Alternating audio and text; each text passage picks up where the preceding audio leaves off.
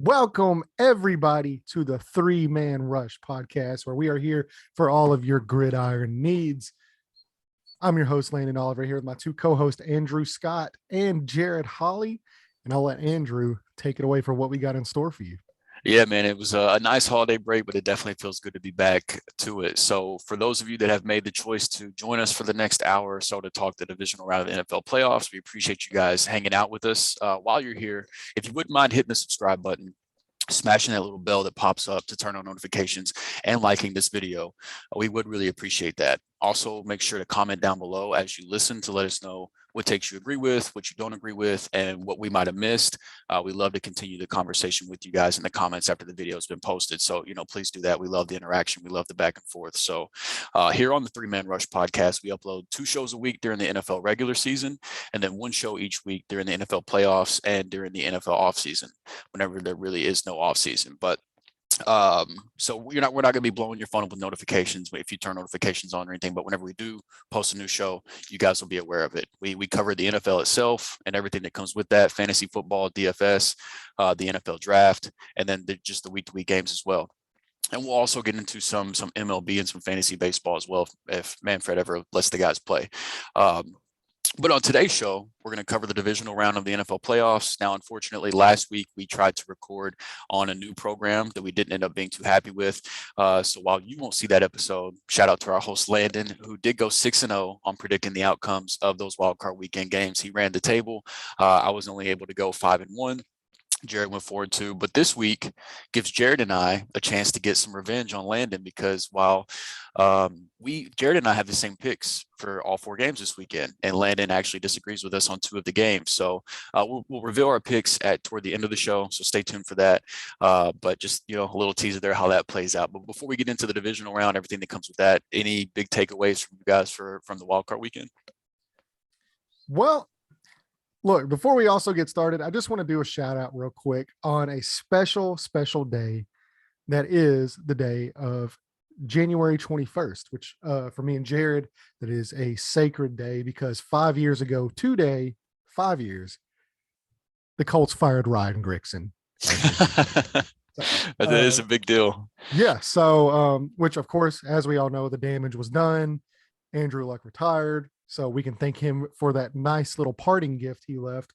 But he runs the team no more. No more Philip Dorsett's, no more Bjorn Werner's, no more Trent Richardson for first round picks. That doesn't happen anymore. Now our first round picks go towards Carson Wentz. So yeah, not much better. But hey. So if you are new here, we do have Landon and Jared are Colts fans, and then I myself, obviously, I'm a Rams fan. So though that is out there, but we try to be as unbiased as possible while we talk through this stuff. This is the wrong episode for you to see me be unbiased. I was going to say we'll see how strong Landon can stick to that when we get to the Titans game later. But nothing to say about the Colts.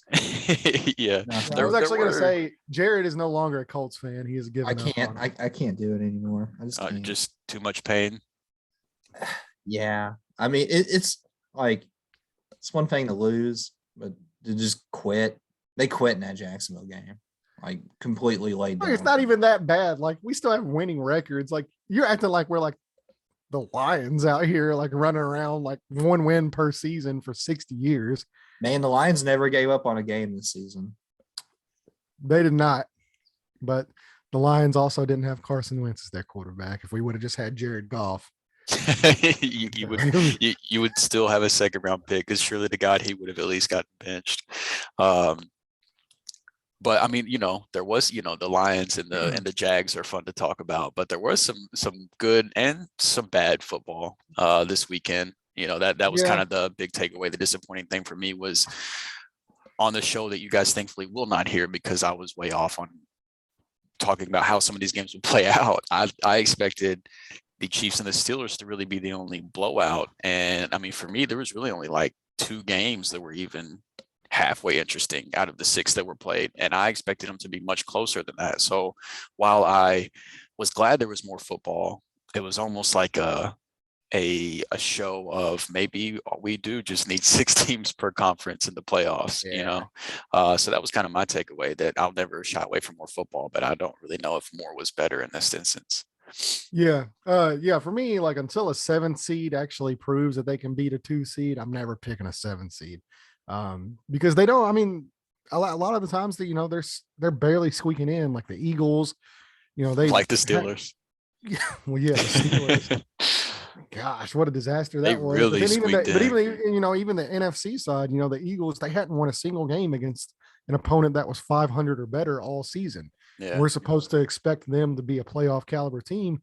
Everybody knew. Yeah. Yeah, I mean, everybody knew where that was going. So I mean, yeah, the 7 seed, while yeah, it's great for betting. Yeah, it's good for more revenue for the NFL, which is really what it boils down to. As far as football, it's not really good football.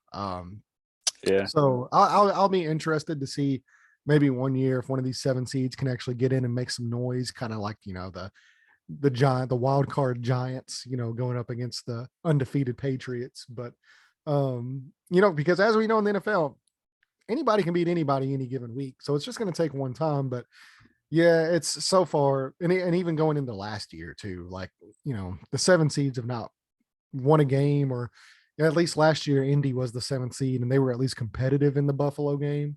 That's true. But pretty much outside of just that one game, every other 7 and 2 seed games have been a blowout. And yeah, so I mean that's pretty much my takeaway. Also, if the Buffalo Bills play like they played last week, I feel really, really good about my Super Bowl prediction. Yeah, your preseason Super Bowl prediction. Make sure that we clear that up. That was something that you threw out there before a regular season game even been played.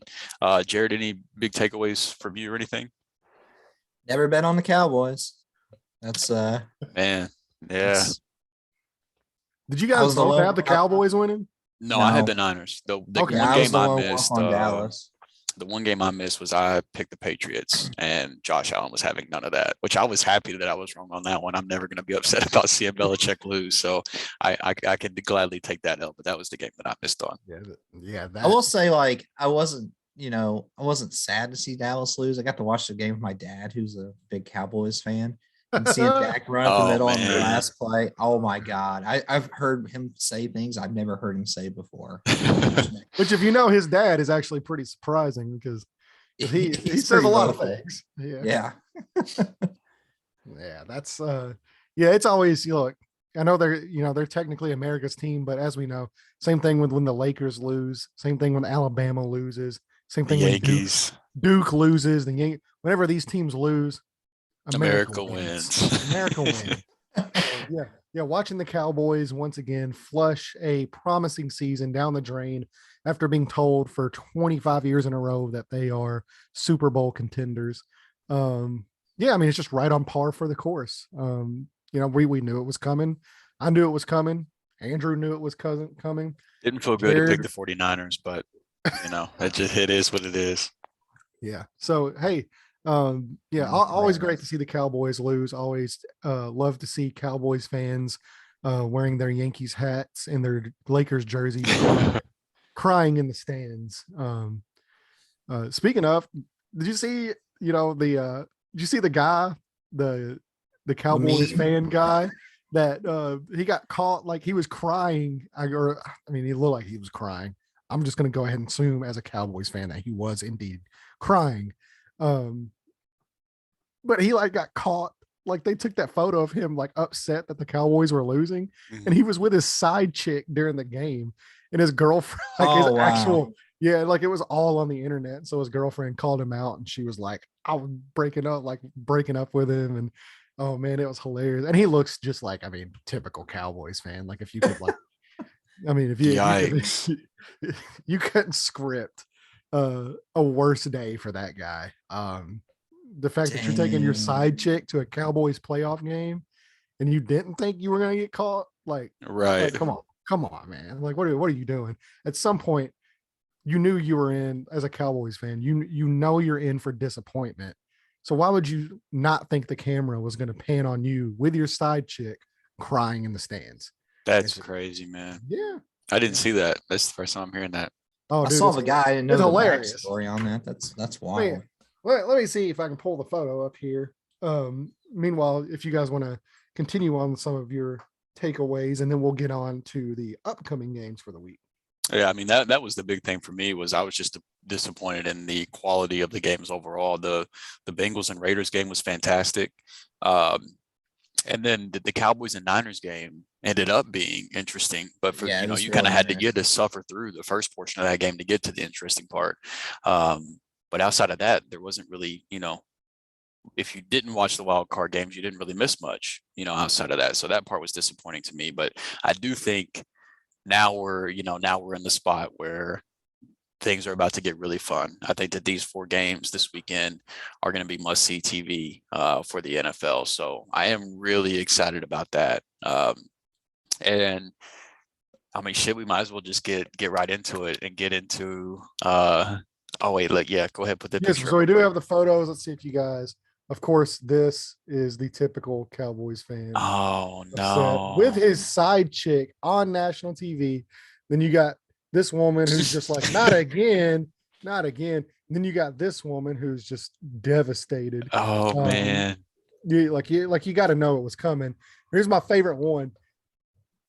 Look, She's done. She's she's the one done. that knew she was what she was in Yeah, for. yeah. She's done. She's like, how can y'all Everybody motherfuckers else in those do this pictures, every year? everybody else in those pictures had some type of false hope. That chick was like, they are who I thought they were. Like, Yeah, yeah. she's over it. That's funny, Be- man. That's definitely the best one. Beautiful. Yeah, beautiful work by the camera guys there in that NFL game. So yeah, let's get on to the divisional rounds.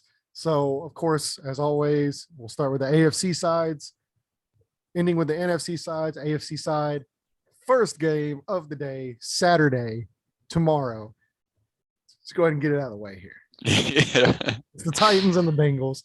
Um, so you guys want to take this away real quick, and then I'll let Drew go and I'll follow up on his because we both have Tennessee. So Oh yeah, yeah. I spoiler think alert. this will probably be the one game where, well, other than whenever we get to the Rams game for me, but I think this will be the one game by just how the discussion goes. You'll be able to tell who's picking who in this one.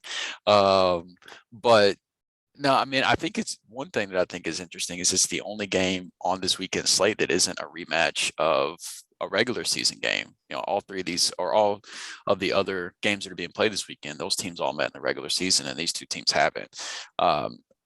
I mean, obviously, let's just go ahead and get this one out of the way. The big headline is that Derrick Henry's coming back and he's going to be playing in this game. And the Cincinnati Bengals did just happen to lose a very, very good defensive tackle that could open things up even more in the run for the Tennessee Titans. But I don't think it's going to be Derrick Henry himself handling the ball. Like, I don't think this is going to go right back to being the Derrick Henry show. I do still think Deontay Foreman is going to be involved personally. That I think that it will be a committee. I don't think it's going to be right back, Henry being out the majority of the year and then going right back to being the guy. And I do think it'll be nice for Tannehill to actually have Julio and AJ Brown on the field at the same time for as long as Julio's able to stay on the field, before he inevitably exits the game. But the amount of time that they're on the field together will be nice. But honestly, the big thing for me, like basically how I see this game going down is the Titans are going to have to control time of possession. They're going to have to use the run game. Tannehill included. Tannehill's been running here lately as well. And I think he had like the last 6 or 7 weeks of the year. Now granted, the schedule was a lot softer the second half of the year, but he was 3rd or 4th in the league in QBR, something along like those lines. He played decent down the stretch, but they're going to have to keep the Bengals on the sideline because if the Bengals offense is on the field a lot, I just don't see how Burrow and Chase and Higgins and those guys don't torch that secondary of Tennessee. So it's just awful. I don't see how that doesn't happen. So I think the Titans are just gonna have to control the clock, control time of possession, and then whenever the Bengals offense is out there, the Titans were one of, if not the best team generating pressure by bringing just 4 defenders, and I think that's going to be key, not having to blitz a huge amount to try to get to Burrow, who was the most sacked quarterback in the league, so that they can have as much help as possible trying to defend these elite wide receivers that Cincinnati has.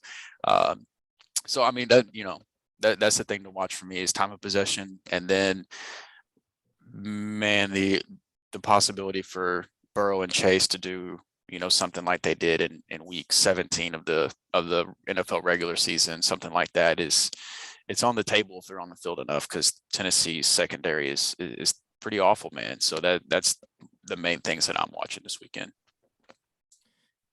Yeah, to kind of piggyback off that, I agree. I think Tennessee's key to win is time possession. Sorry, I'm a little congested too. And then also that offensive line to Cincinnati's, which I feel like it has improved week by week. I still feel like that's their vulnerability, and I think they'll have a chance to get at Burrow. Those wideouts are elite, man. Joe Mixon's no joke. Like, we know that offense. CJ Uzama, their tight ends, legit too. Tennessee is good about, yes, their corners are not the best in the world and they give up a lot of plays. They also cause a lot of turnovers, and they seem to get the turnovers at the right time. Like, the ball kind of bounces in their direction. I didn't think the Julio trade was going to be anything that would benefit that team. If anything, I thought it was going to be worse. But at the end of the day, no matter who they got running the ball, they're going to run, and they're going to run enough to where it should open up play action for Ryan Tannehill. And I think he's good enough to get the job done in this game. All right, Landon, let us have it. Y'all done? Are y'all done? Can we look? All right. So your key to victory is to control the clock with a 260-pound back coming off a broken foot that has not played in 2 months. And a guy named Deontay Foreman. Not just him. Deontay Foreman's played good football. Okay. Do you know who has been top 5 during the season against the run? The Cincinnati Bengals have been number 4 against the run during the NFL season. So it's not like they're, just some team that's just going to get run over. Yeah, like for me, I hope that they run Derrick Henry 40 times. Because the only chance that they have to win this ball game is to score a ton of points, because they have the 31st ranked pass defense backing them up on the defensive side of the ball. Joe Burrow, Jamar Chase, Tyler Boyd, who we don't even talk about anymore, who would be high end number 2, if not low end number 1 on some of the teams in the NFL. That guy's the 3rd option, possibly even the 4th if you count Joe Mixon. You got, Joe Mixon, as Jared said, he's finally stayed healthy this year. He's been able to produce. I do agree that the big mismatch in this for me, outside of the Bengals wide receivers against the Titans DBs, is going to be that Bengals offensive line against the Titans defensive line. They give up, or the Titans on average get 2.5 sacks per game. So they're probably going to get to Joe Burrow at least a couple times in this. But look, Joe Burrow is just so unflappable. He's made for these games. The fact that the NFL schedule makers put Joe Burrow on a Saturday, you gave the Titans Joe Burrow on a Saturday. Feels like home. Dude hasn't lost a Saturday game in a Tigers uniform in years. Look, at the end of the day, the Titans are who we thought they were. They got lucky breaks early in the season. Then they got the softest schedule in the NFL for the last 8 weeks. They feasted on bad teams.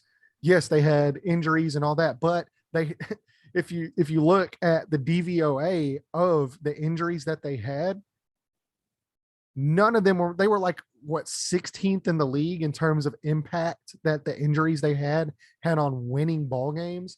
The biggest one obviously being Derrick Henry, who's most of the injuries, but a lot of the other guys that they had injured and stuff, not huge contributors. I believe I called Julio Jones being a bad trade from the start, and I believe I got shit on pretty hard by quite a few people. And as it turns out, that has not been a good trade for the Tennessee Titans. Now, if they make it and win a Super Bowl and Julio Jones ends up going off, and then they have to pay him another $20 million next year because that contract is up. Yeah, sure. Good trade. Congratulations. But as of right now, it has not paid dividends. It's almost been a wasted pick that they gave up to the Atlanta Falcons. I know Atlanta Falcons fans are really excited because it's the same story every year. The guy can't stay on the field. So, never want to see anybody get hurt. Hopefully he stays healthy. Hopefully AJ Brown stays healthy. He's been dealing with a lot of injury stuff in his career, young career so far. Yeah, so I mean, there's just too many question marks with the Titans. Yes, they're the number 1 overall seed. I don't care about what seed it is. I care about who I have confidence in a big moment pulling out a W. And I have a lot more confidence in Joe Burrow and Jamar Chase when it comes to winning a must-win game than I do from Ryan Tannehill. Yeah, I mean, it's an interesting debate for sure because, I mean, Burrow, college, and then so far the one playoff game he's played in the NFL, he's looked great in big games, but his NFL, his history of big NFL games is basically one game deep. So, it is kind of interesting. I'm a huge Burrow fan, so I hope he plays well. I hope he succeeds. Oh, yeah, me too. But I don't know. I think a team that went in history books as the first team to win at least 8 games against teams with a winning record deserves just a little bit more respect than to just say they were lucky. I mean, at the time, they were literally the only team in if NFL history to win 8 games against teams with a winning record. Yeah, you want to count the Dolphins as a team with a winning record, sure.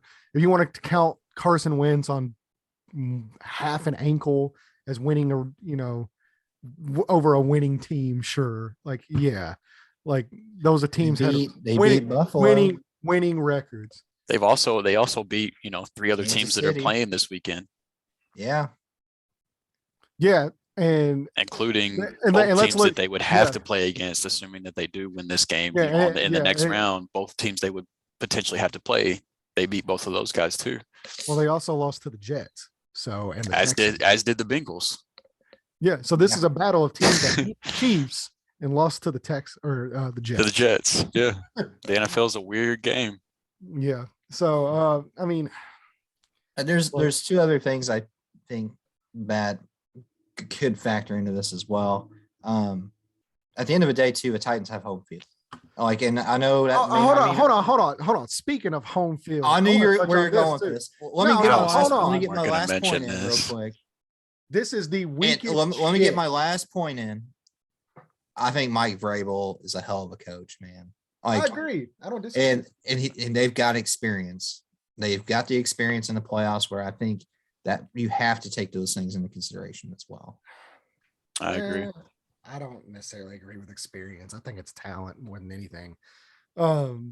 Look, speaking of home field, you want to talk one of like the biggest little like pussy moves of all time is the Tennessee Titans changing their ticket allocations at the last second to make sure that Titans fans who aren't going to come to the game because, as we know, they can't fill that high school stadium even if they wanted to as a 1 seed for a playoff game. They're not allowing them to resell them to Bengals fans. Bengals fans are having now to go through Ticketmaster in order to buy tickets for the game, as opposed to the actual like resale NFL site, because the Titans changed last minute because they can't sell their playoff tickets and Bengals fans were buying them up. It's because they want to try to make sure as many Titans fans are in the stadium as possible, which if your job is like, the head of ticket sales, that's a very smart thing for you to do. And let's be real, the only reason that you're so passionate about this is because it's the Titans that did it. If the Packers did it, you wouldn't give a shit. I mean, I do think it's kind of, and the Packers sell out their stadium every week. The Titans don't.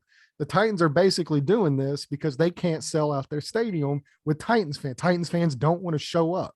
So you're saying now the only option Bengals fans have is to go through a third party website where it's going to cost more money for them to get there. Like, they can still buy it through the NFL. It just there's a smaller time window to do so. But if you're a Bengals fan and you're going to be in town to do it, it changes nothing for you. Look, I've even thought about I have buddies, on Facebook and stuff that they're selling their tickets because, we're only a few hours north of Nashville and they're actually selling their tickets to the game. I know like 2 or 3 people are selling their tickets to the game that are Titans fans. And I've honestly thought about buying tickets and giving them to Bengals fans to go to the game just so there's less Titans fans at the game. You want to know one more advantage? Is they're not selling tickets to the Bengals fans. So there's That's another advantage right there. So they're literally. I think it's not an advantage whenever you have I'm to just like. messing with It's you. not an advantage when you have I to think it's smart. I do change think the it's rules smart. last second because your fan base sucks. That's what That's that basically tells me. the NFL shouldn't allow him to do it. No, they Yeah. shouldn't. But I mean, they're not doing anything against. it the is what it rules. is. Regardless, they can change all the rules. They can change all the rules they want. But as we know, I mean, I bet it's closer to a Bengals home game than it is a Titans home game.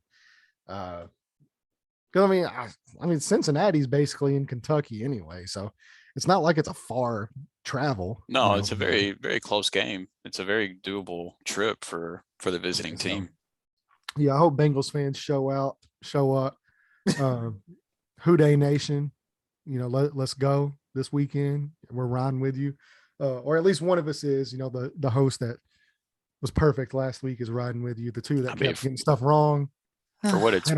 worth, I would prefer the Bengals to win just because I like them more. It's just not how I think it's gonna play out, but it's not. And to say that Joe Burrow too has only won one big game. I'm just talking about postseason games. Yeah, but he's only played one, so he's won. He's 100%. Yeah, he's never lost a playoff 100% in the college football playoff too. Yeah, I said he's been good in the big games he's played in. It's just all I know is like we picked them to finish dead last in a tough division, and they won that division. They deserve every and they bit. won a tough playoff game too. Yeah, I mean they deserve every right. They got some good bounces along the way though too, man. Like Baltimore was banged up all year. Oh, so you can use that against the Bengals, but you don't say the same thing about the Titans? No, I'm speaking facts. Yeah, the Titans won their division, and they were the opposite. They were hurt all season. Where the Bengals they played a lot of easy banged up teams too. They beat 8 while they were injured. No, they beat the worst schedule in the NFL while they were injured. Earlier in the season is when they beat the teams with a winning record. Whenever it hit like that, like 4 through week 8 or whatever, whenever they went on that run where they beat the Bills, the Chiefs, the Colts, the Dolphins. I know they didn't have Henry whenever they beat the Rams. That was I think that was their first. That was the first game. Yeah. Yeah. And that was a huge, would you say the Titans won that game and took it to the Rams? Yeah. Or would you say that Matthew Stafford shit the bed and the Rams beat themselves all game? Matthew Stafford shit the bed because the Titans were constantly putting him under pressure and forcing him into bad throws. I mean, Stafford wasn't just closing, like having great pressure, like having a great pocket, and just closing his eyes and making bad passes. Like the Titans were constantly generating pressure and forced him into a couple of really bad throws. Yeah, that throw in the end zone was a little no bueno. So regardless, look, we got other games to talk about. Regardless, Titans are going home. One seed. Yeah, blah blah blah, 1 seed, blah blah blah. King Henry, blah blah blah. It doesn't matter. Enjoy your 1 seed and your trip back to the couch. And look, if they do end up losing this game, we will be back on here next week. It's gonna be. You don't want to miss the show. I'll just say that. You don't want to miss the show. The best thing to happen to Landon other than the Colts making the playoffs. Like that's the best possible outcome for this weekend. It is. Which I mean, I'll feel the same way if the 49ers lose. Yeah, because I mean, the sad thing is I don't even dislike the Titans. Like, I don't care about the Titans. The Titans have been irrelevant to me for 25 years. It's certain Titans fans that have made me hate the Titans. Like, I don't want them to win just so it causes those few fans misery, because I have family members that I care very deeply about and love that are huge Titans fans that have season tickets. I don't want them to feel bad. I enjoy I enjoy our little rivalry with them. How, if you can even call it a rivalry, because we've sunned you for. I think you most certainly can call it a rivalry, and it's not even because of what's happening. Not on the really. field. I mean, it's not because of what happens on the field. It's because of literally, like what you just said about Titans fans, and then the fact that I've seen Titans fans tell you, "You're the reason I hate the Colts." That's a rivalry. It might just be a small one between you guys, but there is most certainly a rivalry. Yeah. I think that's beautiful. Like, I wish I had friends that were, well, I kind of I'm glad I don't have friends that are like 49ers fans Man, or not really Seahawks fans so much anymore because yeah, but see, they it's left with different. the Legion of It's Boom. different. It's a different level because they hate me because I'm a Colts fan because the Colts have kicked the shit out of them for the majority of their life. They've never enjoyed success up until what, this year, Well, last year. the last 2 years, which is why you can't blame Well, them no, for not even knowing how to last year act. even last year they split the series with the Colts. So I mean, you didn't even get one up on them last year. They No, split the but I mean series when Jacoby Brissett. You had to wait until we they got split the Carson series, but they Wentz. still won the division. They still got to hang. They still got to flaunt I that. mean, I mean, yeah, we were both 11-5. yeah, You but got the division on an AFC tiebreaker. hey, but they It, still got it though. yeah. You can't blame those guys for not knowing how to act, man. Like you said, this I is can't blame them. no, I you can't blame can't. them No, you because can't. look, it's like they get 1 year of like success, and then they want to talk from the bottom of the mountain. Whenever the only memory you have of your team in a Super Bowl game is falling 1 yard short. Yeah, they That's do. that's all you got. That's all. There's nothing else you have. Like I've seen the Colts win a Super Bowl in my lifetime. Like I've seen them lose a Super Bowl too. But um, at the end of the day, Rams too. like I said, I mean, like growing up, literally from the time I was like 10 years old up until I was in my 20s, and really up until Andrew Luck retired. So basically almost like into my late 20s. So from the time I was like a 10-year-old into my late 20s, the Titans have been irrelevant to me because we just kick the shit out of them every year. And they have 1 year of success and they just want to like come at me like It's personal, built, like it's built personal, up. It's built up personally. aggression, man. Yeah. So I mean, like if I'm the reason you hate the Colts, it's not because of me. It's because you hate the Colts because they kick the shit out of you constantly. We're the older brother that's dominated you for years. You grew a little bit, you're a little bit older now. And yeah, like you threw a nice little punch this year. Because we had a broken hand. We couldn't throw back because Carson Wentz sprains his ankles, walking down the street. But yeah, I mean, look, we all know what's going to happen here. It's the same thing with it's the Cowboys thing. It's the same thing. We all know how this is going to end. It happens every year. It'll be interesting to see for sure. Let's talk about the teams that either the Titans or Bengals will have to play after this weekend. Let's talk about the team that matters. I think the game that is, at least in my opinion, the game that is more interesting and the game that I selfishly wish was the AFC Championship game, because I would like to see these two teams playing to go to the Super Bowl rather than playing to go to the AFC Championship. But nonetheless, this is where we are. So we've got the Bills and the Chiefs playing for an opportunity to go play either the Titans or the Bengals in the AFC Championship. So I went first on the Titans game, so I'm gonna let somebody else take the lead on this one. I mean, I've been talking for like 10 minutes now, so I stepped away, so I'll take it. People are tired of my voice. Jared, take over.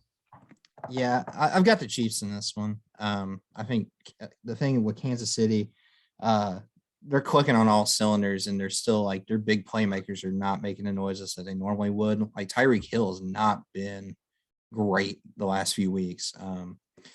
Travis Kelce's coming along, and I think Big Jared's frozen again. Oh, it's not me this time. Hey, shout out Ethernet cable. All right, let's go. Look, yeah, we're in. Whenever I heard it cut out, I was like, oh, that's probably me. It's not me. Can you hear me now? Yeah, you're back. Oh. Yeah, I don't know what happened. Welcome to the club. Oh, it's just your internet connection is unstable. That's not good. That's all right. We can hear you now, so keep rolling. Yeah, you see, I got a button that whenever somebody picks the Titans that I can press, and it just. Oh, he's got a lag. You got a lag switch. Yeah, so it basically just shorts them out. So nice. I'm gonna need to borrow that whenever I log into Fortnite later. But I'm sure there's enough hackers in that. So. I think the difference makes. No shot.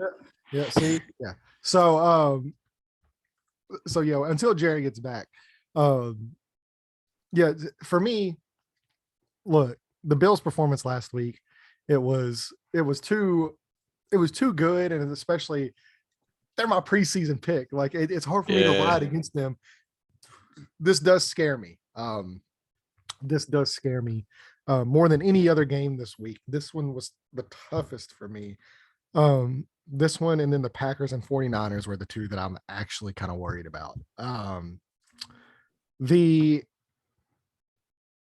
Chiefs are the Chiefs. Like I don't even know if there's like a better way to just explain that, but if you watch football, you know what I mean. You know what you're getting this time of the year. Yeah, exactly. Like Andy Reid's gonna do his thing, and they're gonna be wide open. Travis Kelce is somehow never gonna get covered in the middle of the field. There'll be guys that aren't 15 yards of him. Patrick Mahomes is gonna run to his right. He's gonna escape the pocket. That's a perfectly clean pocket. Dodge three guys for no reason, throw it behind the back that is not even on target. Travis Kelce's going to grab it with one hand and go 75 yards, and then they'll tell you how great Patrick Mahomes is. It'll be on every Sports Center clip for eternity, even though all he had to do was literally throw it 3 yards. So yeah, it's you know what you're going to get with the Chiefs. For me, the biggest test of this is going to be the Bills offense versus that Chiefs defense, who has been playing better over the last half of the season. They've been really good. I will say this here. The Bills will need to score 40 points to win this ball game. They will need to score 40 points to win this ball game. Josh Allen will have to play as good, if not better, than he did last week in New England.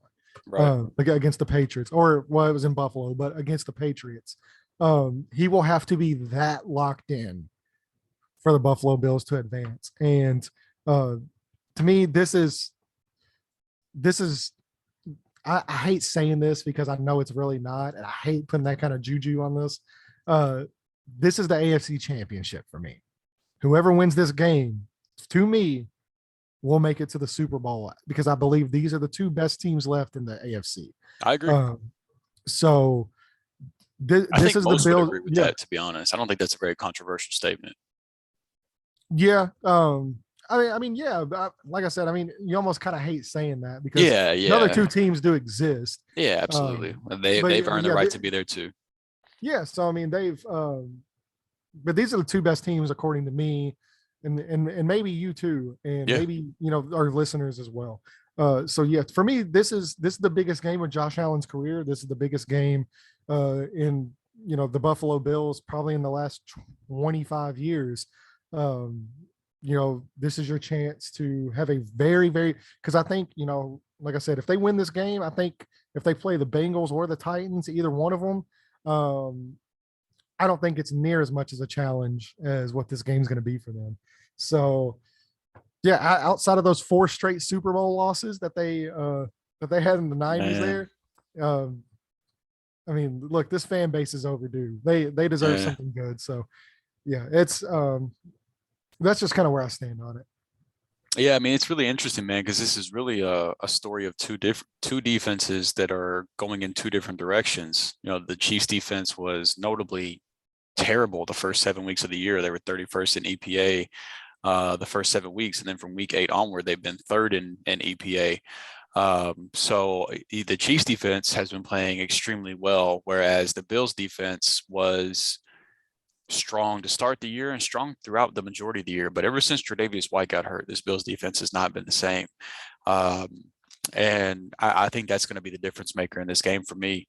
And the reason that I am nervous for Bills fans, because both offenses are great. Both quarterbacks are great. Both teams have great playmakers. Both teams' running game isn't all that great. I mean, Devin Singletary and company, and then I don't even know what Clyde Edwards-Helaire status is, and then they've got Darrell Williams, Jarrett McKinnon, like the running games, the big names on the offenses certainly are not in the backfield for either team. It's the quarterbacks and it's the playmakers on offense. And I think both offenses are built to put up a lot of points, but I think at this current moment, the Chiefs defense is better built to slow down the Bills offense than the Bills defense is to slow down the Chiefs offense.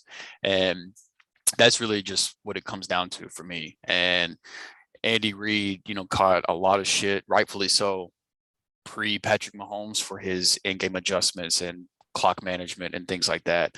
But it's amazing what having a generational quarterback at your disposal will do for you to write some of those narratives, and I mean, he continues to show his offensive brain power, continues to flex that. He had offensive linemen catching touchdowns, Travis Kelce throwing touchdowns last week, plays that I didn't even think he needed to pull out of the playbook with, how well they were handling that game. But I'm sure he's got more, locked away for the Bills. But I think that's going to be the big difference for me, man. It's just there's one defense that is trending in the right direction and one defense that just really is not. And so I'm nervous for Bills fans, but it would be a great story for them, to get back to that. And I mean, Bills fans are some of the best in the NFL. They deserve that.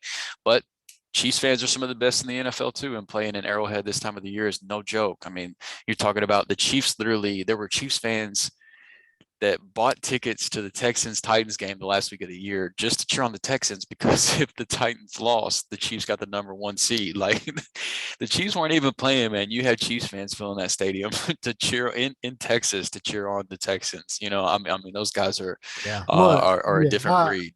I appreciate that as well. Right. Anytime we can get together and boo the Titans. That is a common interest you guys had there for a week. Oh yeah, for sure. Although I don't necessarily agree that the Bills aren't built to take away Kansas City's strength. To me, it's actually the Bills who have a better chance of taking away Kansas City's strength, because the Bills own the best safety tandem in the NFL. That is true. Yeah, Micah Hyde and Jordan Poyer are both all pro level, even though, they might not have got, the individual awards, but I'm telling you right now, those are 2 all pro caliber player safeties that they can erase a lot of those big plays that Kansas City relies on. To me, the key matchup in this game is going to be Terrell Edmonds, or not Terrell, but Tremaine Edmonds, the linebacker, who's seemingly been in the NFL for 5-6 years now, and he's only 23, which is so wild to me. But he is extremely, extremely, extremely athletic at that linebacker position. And he's really been coming into his own over the last couple of years. How he matches up with Travis Kelce is going to be a really interesting thing for me to watch. Yeah, that's going to be a huge matchup without a doubt. And I think this very well could just come down to a quarterback duel, between Allen and Mahomes. And I believe Kansas City's linebacker, Willie Gay, I believe he was arrested earlier this week. Stuff going on. Yeah. So he's probably not going to be. So they're probably going to be without one of their starting linebackers in this game. Right. Yeah, that'll be interesting to watch for sure. I think this is going to be. I mean, it's tough because this is 4 great games this weekend, but this could very well be, the game of the weekend with how well both of these teams are playing. I hope Josh Allen's been kind of a roller coaster, and he was so up last week. I hope we're not on our way back down, because I want to see last week's Josh Allen again this week, because that's going to make this game so much fun, because the Chiefs are going to match it, and it's just going to be I want to see an absolute slugfest between these offenses.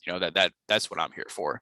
And if Josh Allen plays, as well as he did last week, I think that's what we're going to get. So I'm looking forward to this Josh Allen last week. If Josh Allen could somehow harness whatever he tapped into last week and do that on a consistent basis, he might be the greatest quarterback of all time. It's just unstoppable. Like no matter what you do, you can't stop him. So yeah, let's get on to our NFC games now. We've got about 25 more minutes here of your time. Let's go ahead and break these down. So first off, as always, we're going to leave the Rams game last for Drew, but we're going to get into the Bay Packers and the San Francisco 49ers. This is an interesting game for me. This was a really hard one to call, because I want the Packers to win. I've got, rooting interest in the Packers. My mom, huge Packers fan. If you listen to the show, knows that. And Aaron Rodgers has never beat the 49ers in the playoffs. He is 0-3 against the Niners in the playoffs. This scares me because the Niners are built exactly how you need to be built to stop the Green Bay Packers. That's literally their only goal when they built that team, was to stop the Packers. They don't care if they win a Super Bowl. They just want to not let the Green Bay Packers win. Right. So it seems like. Yeah. So, I mean, they're going to run the ball. Debo Samuel is an absolute unit at wide receiver. The guy can't be tackled. And he went off again last week against the Cowboys. The guy's just unreal. Yeah. And that defensive line, they're going to get Nick Bosa back this week. He cleared concussion protocol. That's a huge thing. And I know Bakhtiari is still injured. I don't know if he's for sure going to play or not. I know there's a questionable tag in there. Yeah, he got some warm-up snaps the last week of the season, the last week of the regular season. So I would be surprised if he didn't play, but I mean, you never know. He's still questionable, so you never know. But I would be pretty surprised if he didn't play. Yeah. So, yeah, really though, where this game is a mismatch to me, two really, really fantastic coaches, but one of them has Aaron Rodgers and one of them has an injured Jimmy Garoppolo. If it goes out there, and that's the key. If Garoppolo was healthy, I mean, obviously he's not Aaron Rodgers, but even then, the guy can he makes plays when they count to get it done. He does win ball games, whether he does it pretty or not. He does get the job done. Right. But yeah, with him being injured, and then even if he does roll out there, there's clearly going to be some setbacks. And then if he doesn't, then they're rolling out rookie Trey Lance into a playoff game against Aaron Rodgers in Lambeau Field. And I'm a huge Trey Lance fan, but I would actually feel worse for the Niners if that happened, than if Jimmy G plays. I agree.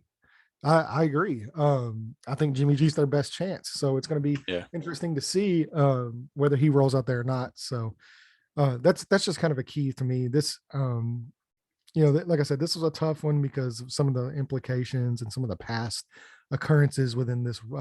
I wouldn't really know if I'd call it a rivalry, but just previous matchups between these two squads. That's what kind of made it hard to call for me because my gut says, the 49ers have every tool available to beat the Green Bay Packers. But Aaron Rodgers, he's so good. So he is so good, man.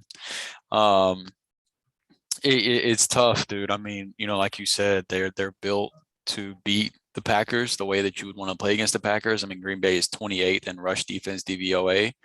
And what do the 49ers do better than basically anyone in football is run the ball? Elijah Mitchell and even Debo Samuel. I mean, if Debo Samuel went full-time running back tomorrow, the dude might be a top 5 running back in the NFL. Like, he's that big of a freak athlete. It's insane, man. Like, it makes no sense. Both of those guys are going to get used a ton, and they're going to do their best to keep Aaron Rodgers off the field. And it's very similar to me to the Bengals and Titans game, where just like the Titans want to keep Joe Burrow and Jamar Chase off the field, the 49ers better try to keep Davante Adams and Aaron Rodgers off the field, because if those guys are on the field enough, Davante is going to torch this 49ers secondary, assuming Green Bay's offensive line can hold up against that San Francisco pass rush, because the San Francisco pass rush, especially with getting Bosa back, is a problem. But Davante Adams is also a problem that nobody in that San Francisco secondary is ready to deal with. And I think he could have a humongous game. So that's really what it comes down to for me, is the 49ers run game against the Green Bay Packers lack of run defense, and then Rodgers and Adams against that 49ers secondary that Dallas just didn't do a good enough job exploiting last week. CeeDee Lamb having like a couple targets against that secondary. You didn't really get to see the 49ers weakness last week, whereas I don't think that the Packers would make that same mistake. So that's going to be the key for me. And this is definitely a very interesting game. And it's probably the one team, similar to what we said about Dallas last week. This is the one team the Packers were probably hoping not to see in this round. But I think in the years he's made the playoffs, Rodgers hasn't lost in his first playoff game since like 2013 or something like that. Like, he's at least won his first playoff game for several years now since he's made the playoffs. And so, I mean, that's it. So some streak got to end here. Either San Francisco finally has to lose to the Packers in the playoffs, or Aaron Rodgers finally has to lose in his first playoff game. So it's going to be, this is a really interesting game, man. And if the Packers do lose, those Rodgers rumors are going to be as hot as they can get all over again. And so it's going to be, there's a lot of storylines to play out for this game. And then and on top of that, like if Jimmy G takes the 49ers into the NFC Championship, like you just drafted a quarterback 3rd overall, traded all sorts of these draft picks, and now you're going to just ditch this quarterback that took you to a wild card berth to the NFC Championship, and now you're just going to, trade him in the offseason, or Well, there's he's already so many. taken them to a Super Bowl as well. Right. Like there's so many interesting storylines to come out of however this game ends up playing out regardless. So this is a very interesting game, man. And it's got a lot of implications, both for the winner and the loser, depending on how this plays out. So this is a really interesting game for me, but a really tough one to call though. Yeah. Well, another really interesting game for you, of course, is your Really Rams. nerve-wracking game. Yeah. Your Rams going up against Tom Brady in the playoffs. How you feel what I felt for so many years as a Colts fan. Whenever your team, you got great offense, really good defense, everything's working good. Peyton Manning, Marvin Harrison, Reggie Wayne, we're ready to go, and then we run into the damn Patriots. You're right. It's like clockwork. Well, now instead of the Patriots, you do get the Buccaneers, it's a little bit banged up of a Buccaneers team. They are not full strength at all.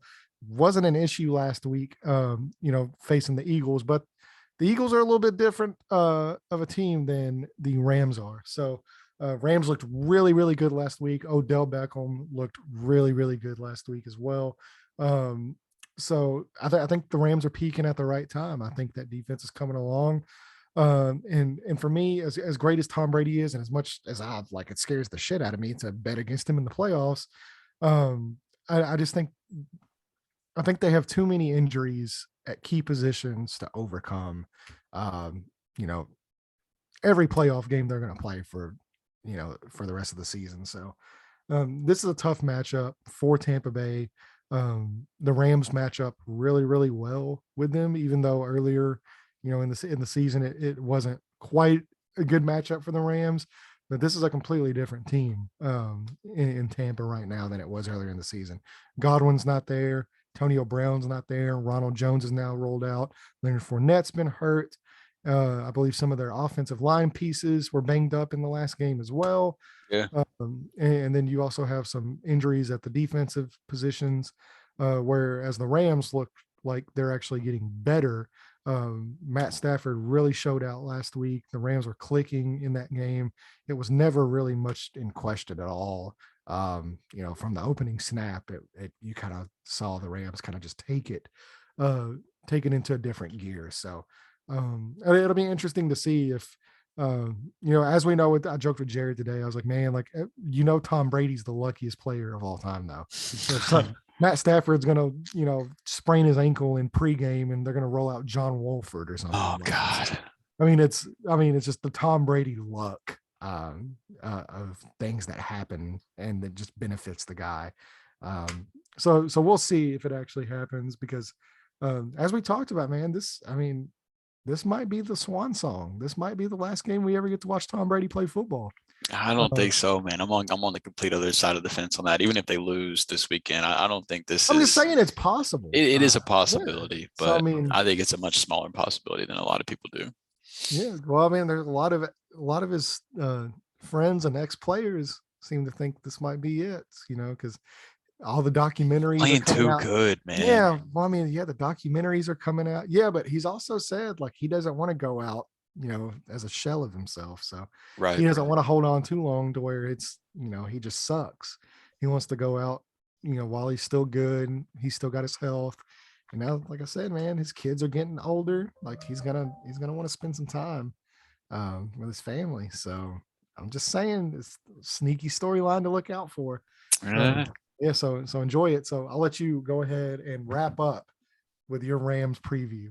Man, there's a lot of people picking the Rams to upset the Bucs this weekend, and that makes me nervous as shit. But these teams played in week 3, where the Rams beat them by, I think, 10. It was but Brady had, a big game playing from behind most of that game. But these teams are completely different now, man. The Rams don't have Robert Woods. They don't have Deshaun Jackson, but now they've got Odell Beckham. They've got Von Miller. Cam Akers is back. And then the Bucs don't have Chris Godwin. They didn't have Antonio Brown in that game either due to injury, but Antonio Brown isn't there. And then one of the best right tackles in the game, Tristan Wirfs, is questionable with an injury where most people are expecting him not to play. But on the Rams side, Andrew Whitworth, one of, if not the best left tackle in the game, also will not be playing in this game. And a big thing I also think to look out for is the Rams lost their best safety, Jordan Fuller, at the end of the regular season. He's out for the rest of the year.